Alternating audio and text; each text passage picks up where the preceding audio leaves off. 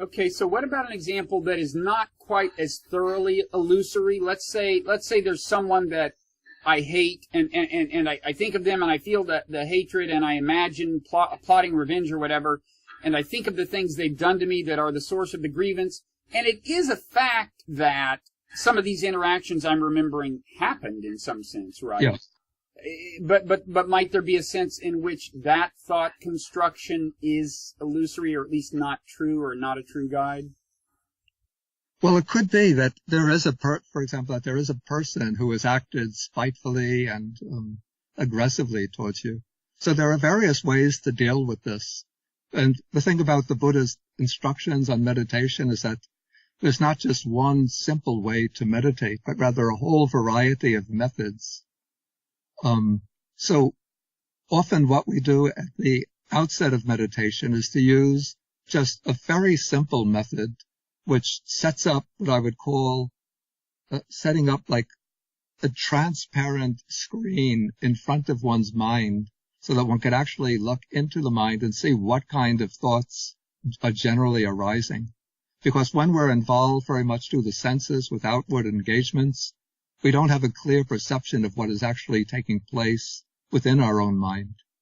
So often what is prescribed at the level of basic meditation is to make the simple effort to be aware of either one's breathing, in and out breathing, or the arising and the rising and falling of one's abdomen. And so it's a very simple task of simply being aware of a very, very basic process which is always occurring. And then what one finds as one makes the attempt to observe the in and out breathing or the rise and fall of the abdomen is that one becomes more clearly aware of what kind of thoughts are arising within one's mind. And so suppose that one is trying to be aware of the breath, and then again and again thoughts of resentment against this spiteful and aggressive person start to arise.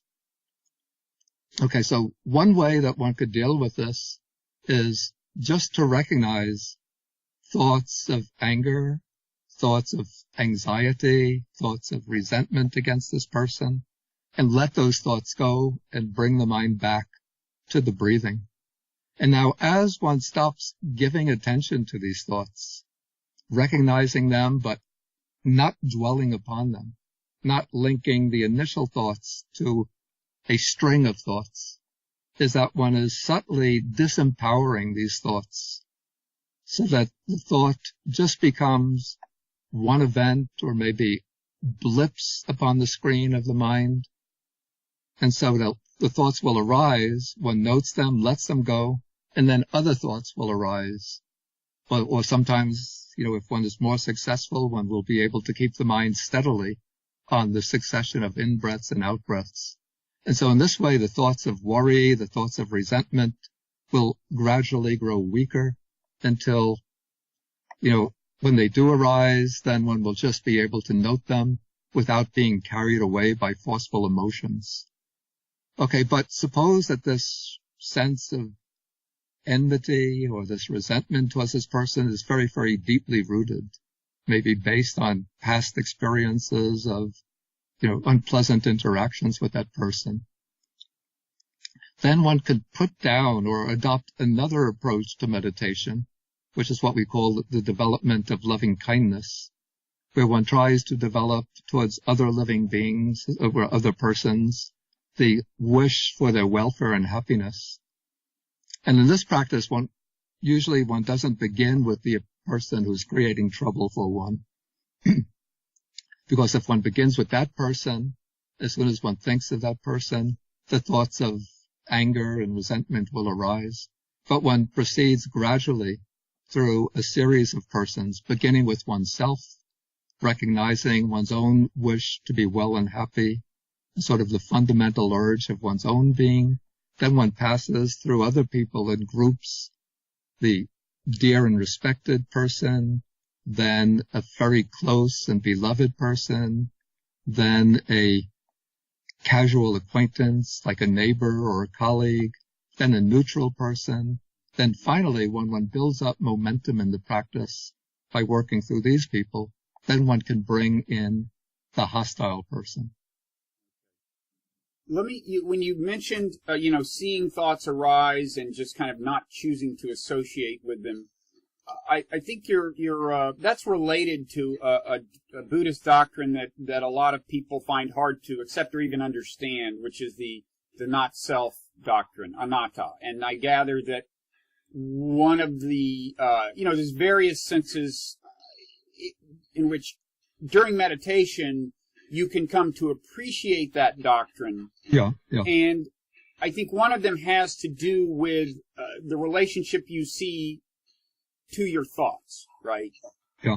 Can you talk about that a little? Yeah. Well, I think one of the factors that reinforces or empowers the thoughts is our identification with them.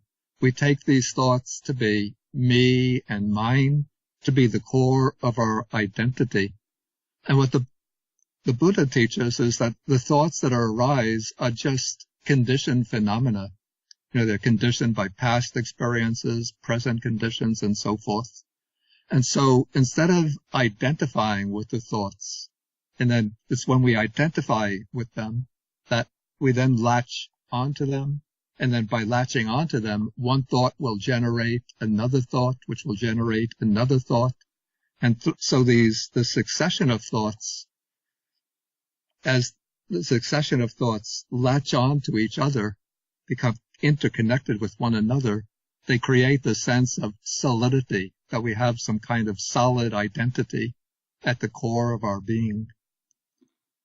And so what the process of observing the thoughts does is to sort of cut away the connections between the successive thoughts so that we observe the thought, we note the thought, but we don't identify with it. We just label the thought as a thought of a particular kind. So it can be a thought of attraction, a memory, a fear, and some worry about the future, a thought of resentment about something that somebody did to us, planning for the future. But we just identify that thought and let it go. And so on the one hand, this empowers the thought so that the thought no longer becomes something that persists and builds up this snowball-like momentum. And on the other hand, or at the same time, this method of treating the thoughts breaks up the sense of an inner core of personal identity, this grasping after the notion of a solid and substantial self. Right. So the sense that most of us ordinarily have that we generate the thoughts is just not there. You see that as false when you can see that as false when you're meditating. Yeah, of course, on occasion, when we want to generate thoughts on a particular theme, then we can do so. So observing thoughts in this way doesn't in any way weaken or debilitate our capacity for, clear, consistent, logical thinking or reasoning if we want to use it. In fact, our ability, because we develop greater focus, greater clarity, we're able to use our reasoning power, our capacity for thought more effectively, I would say. But what happens is that this way of treating the thought enables us to, in a sense, to become masters of our own mind rather than to become subservient to the play of our own thoughts.